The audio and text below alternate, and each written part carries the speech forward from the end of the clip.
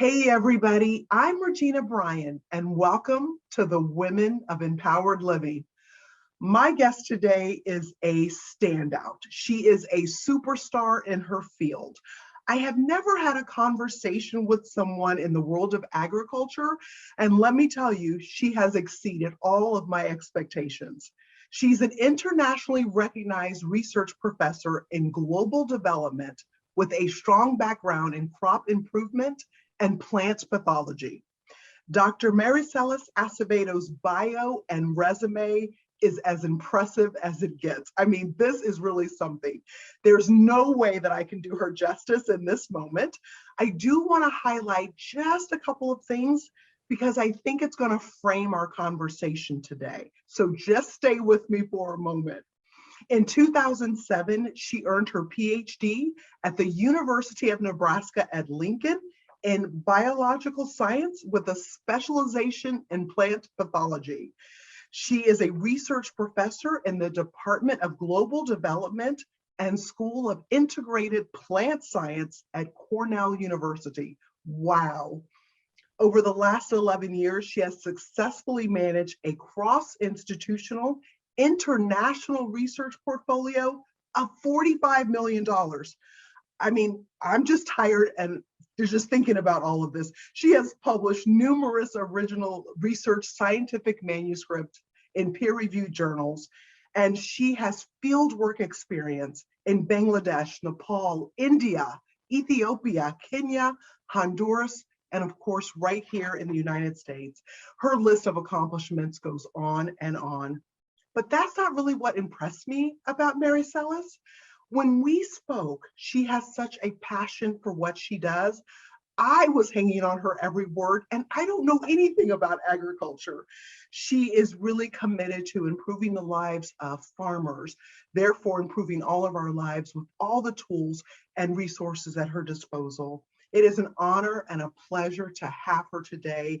Welcome, Maricelis Acevedo. Maricelis, how are you today? Hi, Regina. It's such a great pleasure to be here with you. And thank you so much for that wonderful introduction. I've never been so excited to be myself.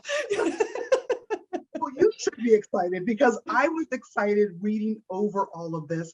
It's so impressive. But again, I just have to reiterate, what impressed me the most is you and your love and your passion for what you do. So before we get into that, where are you joining us from today? So I'm in Ithaca, New York at Cornell University in my office. It's a gloomy day in Ithaca. Very, very normal in our winter. So thank you for your, this opportunity to warm up my day. I tell you, I'm the luckiest girl in the universe. I have the perfect job. I love what I do. And I love communicating to people the importance of science and what we do. So thank you so much for the opportunity to be here today. Oh, we're so happy to have you. So let's go back. And how does someone like you, I mean, you just look so lovely, like the girl next door. You and I would be best friends, I'm sure, if you lived here in Atlanta. How did you get interested in this? Where did all this start?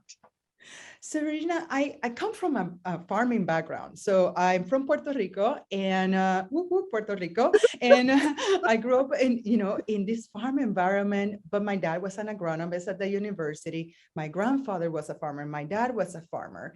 And I really love agriculture. And then I realized that there was a lot of science behind this agriculture. And I was like, that's what I want to be when I grow up. So I decided that I was going to learn all the science and then use that science to apply it to agriculture. So farmers and people in general have a better livelihood and better food, more nutritious, less environmental impact. So whatever I could, I was going to do toward agriculture. So you actually were born into a farm family. So yeah. When you were growing up, were you actually working out in the field? I did quite a bit, but this is exciting. I've been selecting, looking at plants in a different way. You may see in your garden, you say, oh, that's a beautiful flower. The way I was looking at it with my dad was like, oh, this is have a disease, or, this needs more nitrogen. And so it was always very intense in terms of, I had so many questions.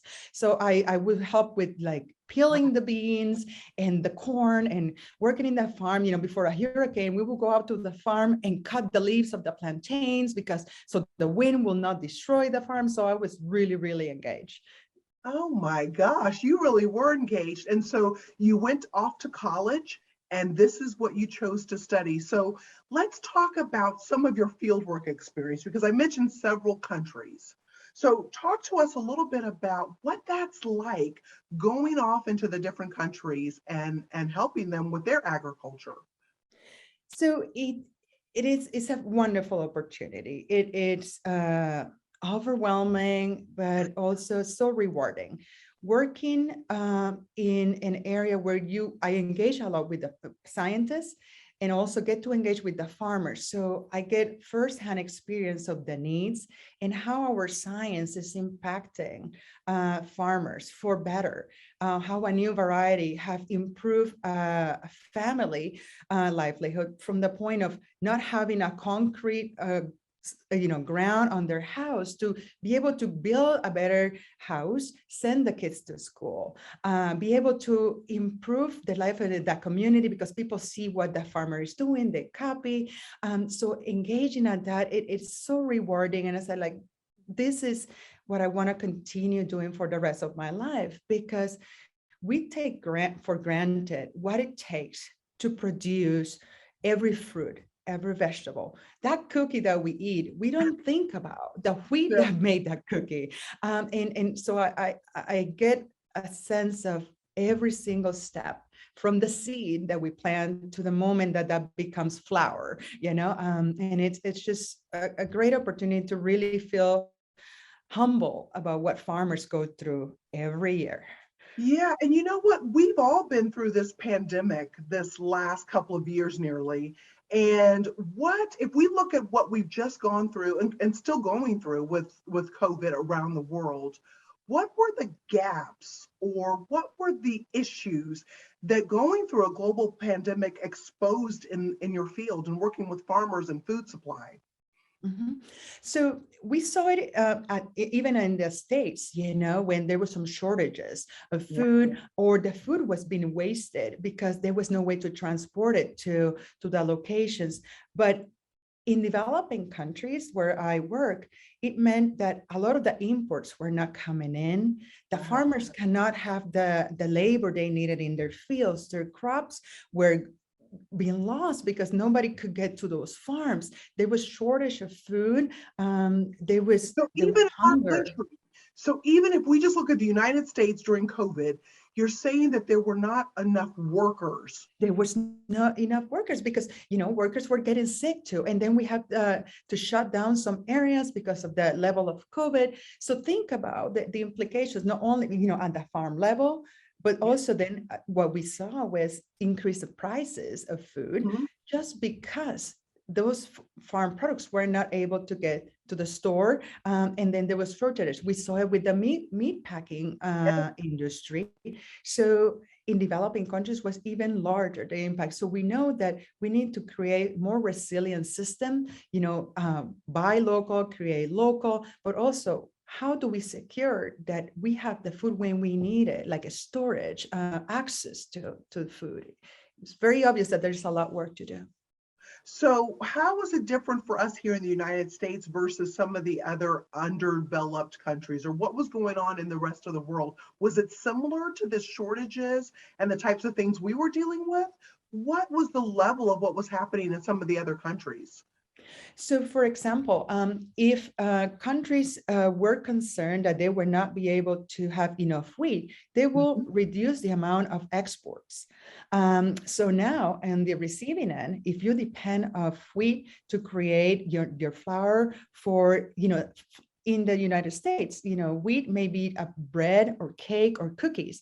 In Sure. developing countries, it can be a third of the calories of the entire day. So it is essential for food security, and they were not getting enough. The same thing with all other crops, because people transport mobility was reduced and they wanted to stay safe. So if you're not producing your own food and there's not a market close to you, how do you get the food? Wow. And so as we're coming out of this pandemic, looking at the United States farmers, what are their biggest challenges getting food to the consumer? And how are you all in your scientific field sort of helping bridge those gaps? So the way it works is that we need to secure that the farm is safe for workers to come in, that the farm workers are receiving the right information, the right treatment, access to vaccines, testing, so that they can safely go and work first. And they will earn their living, and also we get in exchange the food that then it needs to be transported. But the value chain is so extensive. From farm, it gets to a truck, the truck needs to get to town or several towns. So it is so complex. So the idea is make the systems more resilient. Let's work with our local communities, work with our farmers, with our farm workers to make sure that they have the necessary system, the resources, so that they can continue to work effectively and safely first. But it really changes our perspective of where our food comes from. When we go to the store, we're expecting that bread's going to be there, that avocado is going to be there. Like, what if the farmers cannot get their crop to the farm, to the supermarket? And we've had other issues, not just the pandemic, but I'm sure since you've been in the world of agriculture nearly your whole life, what other types of issues does someone like me, just a consumer, I go to the grocery store and I get the food. I never think about all the other issues. So even before COVID or outside of a pandemic, what are the issues in us getting our food in the farming world that someone like you sees that I just would never know about? So I'll give you an example of one of the most exciting projects I have worked with. So I'm a plant pathologist, and that means that I specialize in diseases of crops. So that's my specialty. So your specialty is in the diseases of crops. Yeah. Someone has to specialize in it, so I'm glad it's you. So now think about, now that you know all you know about COVID, so we have the same situations and challenges with crops. So in 1998, a new strain of a fungus was identified in Uganda, and that fungus had the capacity to be to make susceptible to infect over 80% of the wheat of the world. And so we knew what that meant for the world. To make this simple for me and everybody watching. So what you're saying is in 1998, there was a fungus detected in the wheat in Uganda. Yes. And that could take out, did you say 80%? Over 80% of the wheat of the world was susceptible.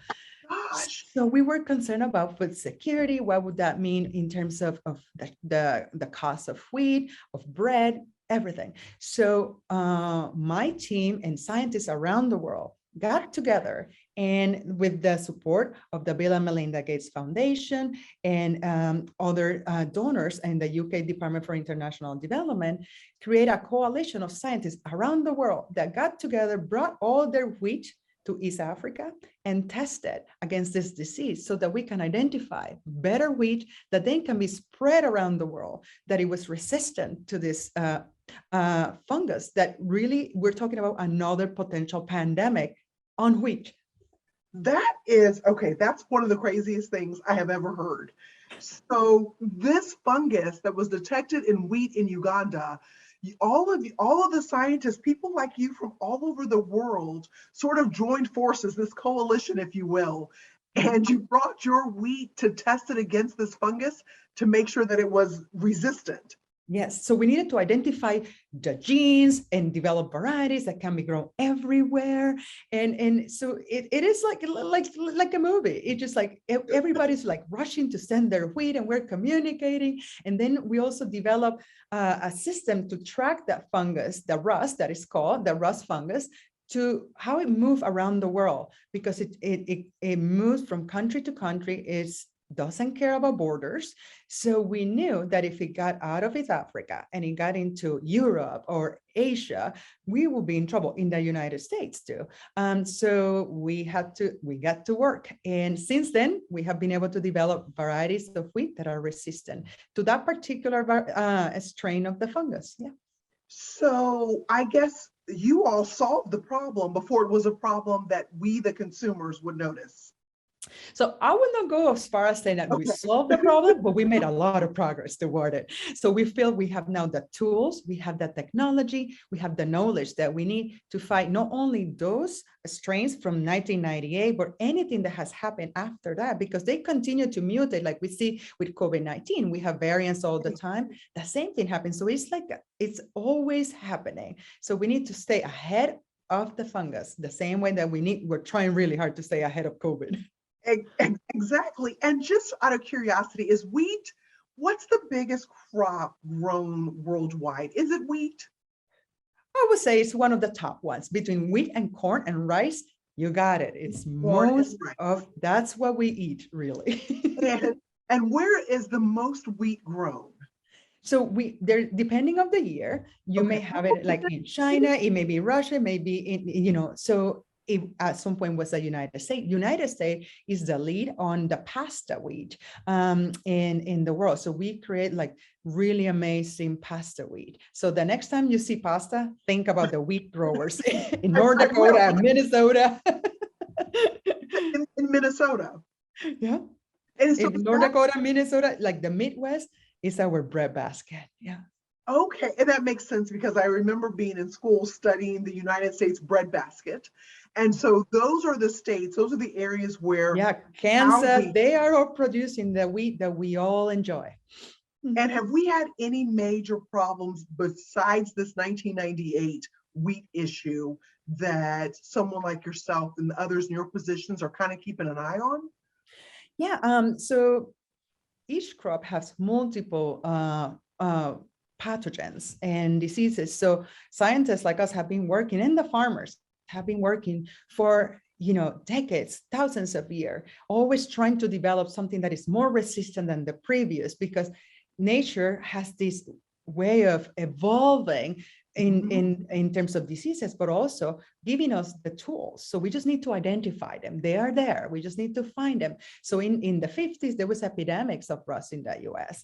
Well, we have just recently, a few years ago, a new fungus too was identified a couple of decades ago in South Africa, and then it was identified in the US. So we knew that had the potential. Thank God that didn't happen, but we are always kind of keeping an eye on. So that's, as scientists, what we do.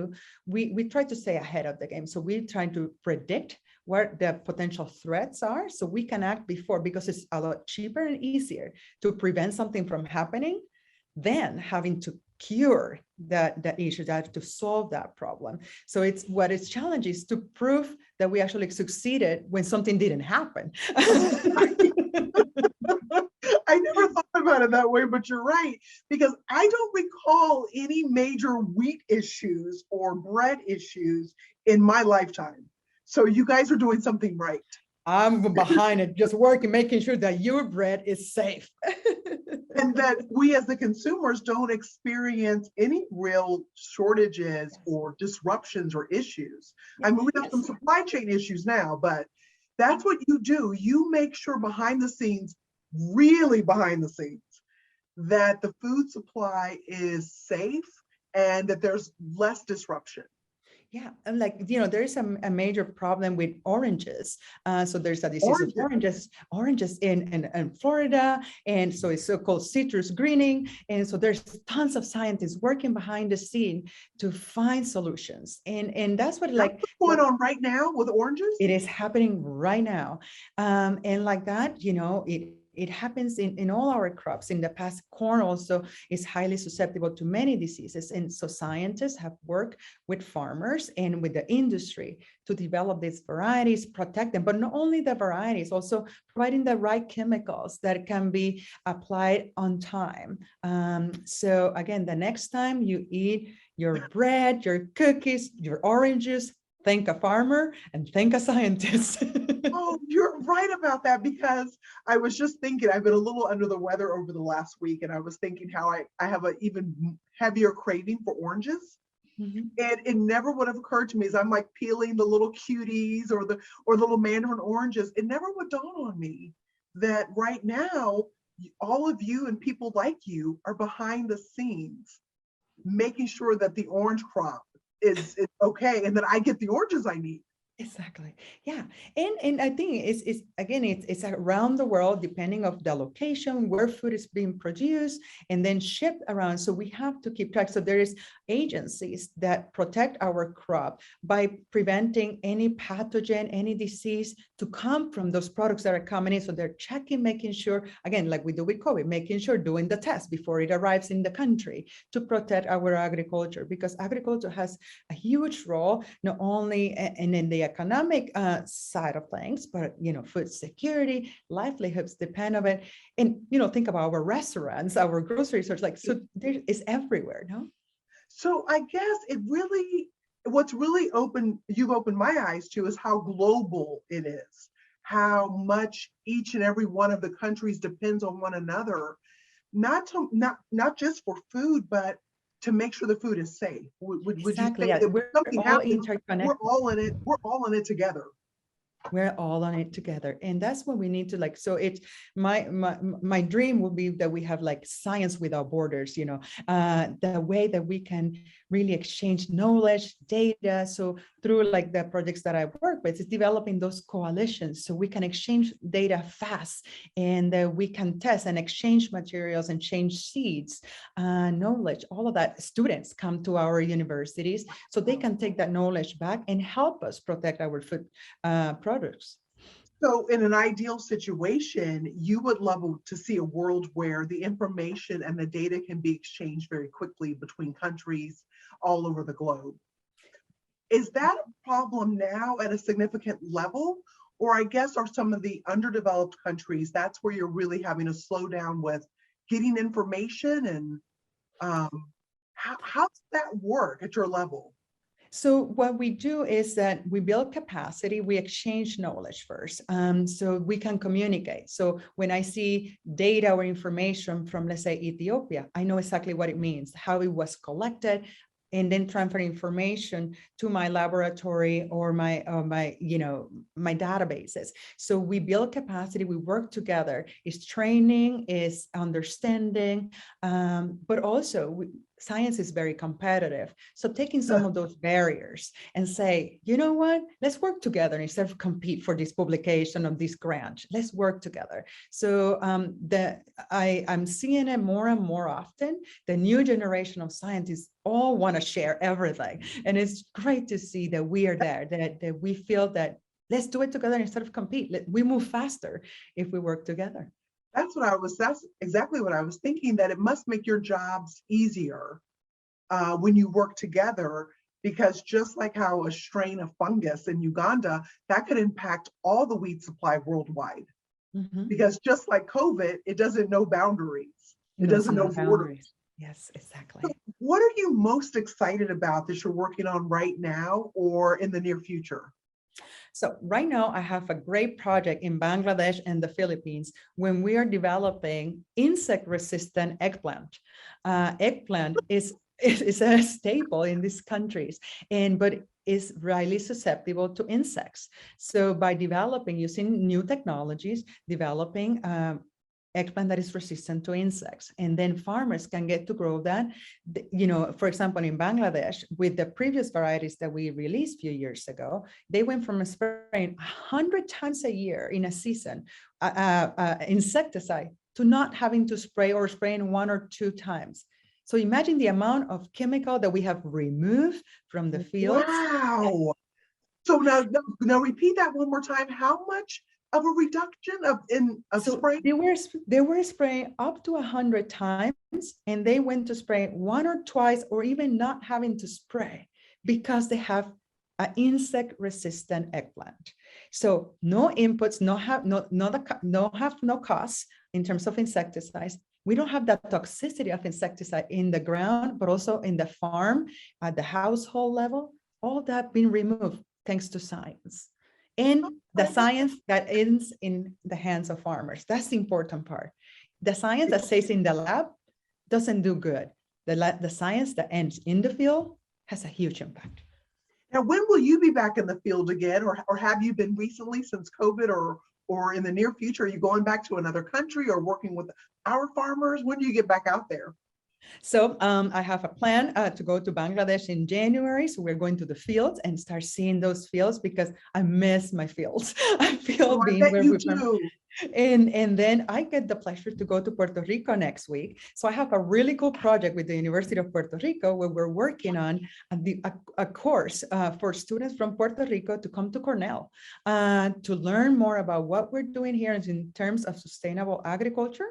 And I'm helping, and my colleagues help the University of Puerto Rico develop this course so that we can, again, exchange that knowledge. So I'm going to Puerto Rico next week. I'm glad you're excited by that. Your home country, your home. Yeah. Yes, and it's just wonderful to give back. And I was very lucky to go to the University of Puerto Rico and get my bachelor's and master's. So this is a way that I give back to my university, working with some of my own professors now seen as colleagues, and it's just a great feeling.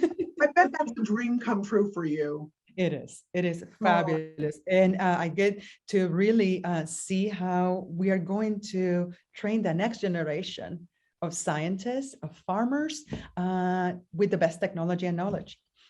And what will you do when you go out in the field, like in Bangladesh? Mm-hmm. What does that look like? Are you there for a month? Are you there for a couple of weeks? Do you actually go in the field with the farmers?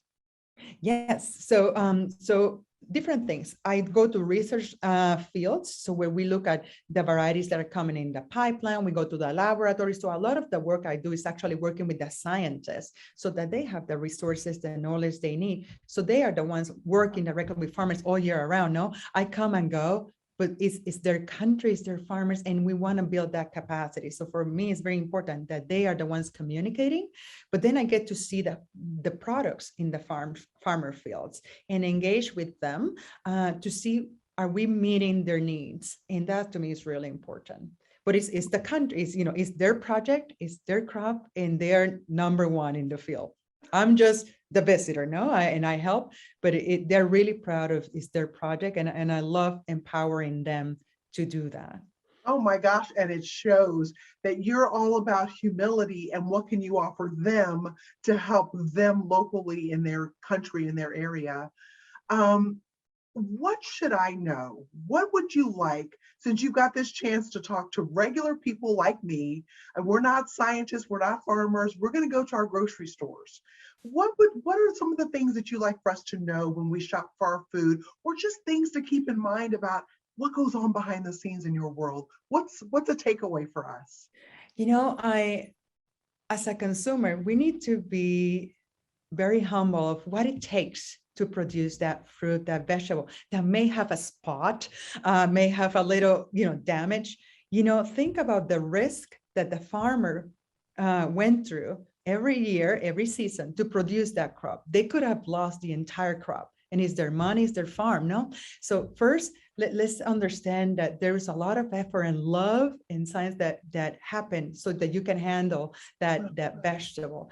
And the next time that a pepper or a tomato have a little spot, so like, it's okay, I can eat it, It doesn't have to be all shiny and perfect.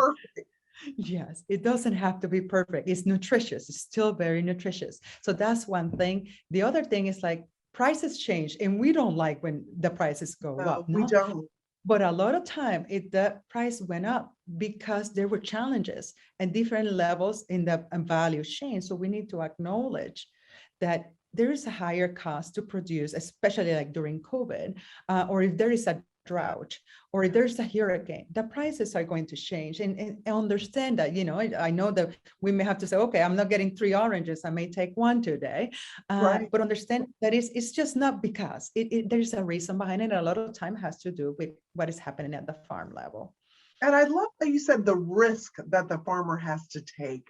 We absolutely, and speaking for myself, I totally take advantage and take for granted that the food will always be there year after year after year. And what you've shed light on is every year is different, and you never know what's risky for a farmer, what crops could be lost due to climate and those types of things, pest control. Yeah. And there's programs in maybe in your community, I'm not sure, but that is called like CSA, community. Oh, I'm listening. So the idea is that you share the risk with the farmer. So at the beginning of the season, you pay in advance and you get what the farmer is able to produce. So we share the risk. So to me, that's really important that we connect with our farmer. Take an opportunity to go pick yourself fruits, visit a farm if you get a chance.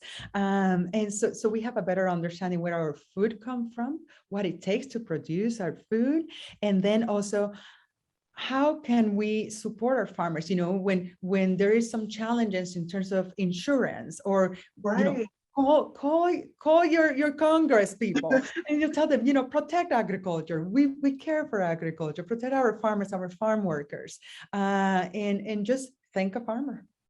Go to the farmer's market. Go to the farmer's market and thank a farmer, visit farms for us to understand the price fluctuations, understand inflation, and truly just having a heart for what our farmers go through. Maricelis, you have such a passion for this. And so on behalf of the entire Empowered Living community, I just want to say thank you. Thank you for the work that you do in the world to make our lives easier. I have a whole new appreciation for everything that you shared with us today. Any final thoughts? You gave us some great things to think about. Any final thoughts? I just think that, in any aspect of our life, what we just need to think about is how my knowledge, my skills, my passion can be put to use to serve our communities, to serve, a better future. And if we're lucky to do that, that should be our goal, that, whatever I do, no matter how small it is, let me put my knowledge and skills to work for the good of others. And to me, that makes it a lot easier to go to work every day.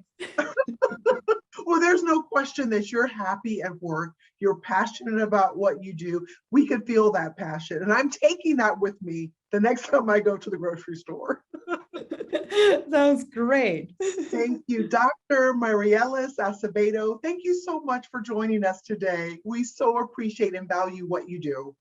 Yeah, thank you so much for the opportunity to communicate to you my nerdiness in a way that, maybe will change the way you look at bread or bananas the next time you go to the field. You definitely have changed that for me, and I think for everyone watching. So thank you all for being here today. We'll see you soon. Bye-bye.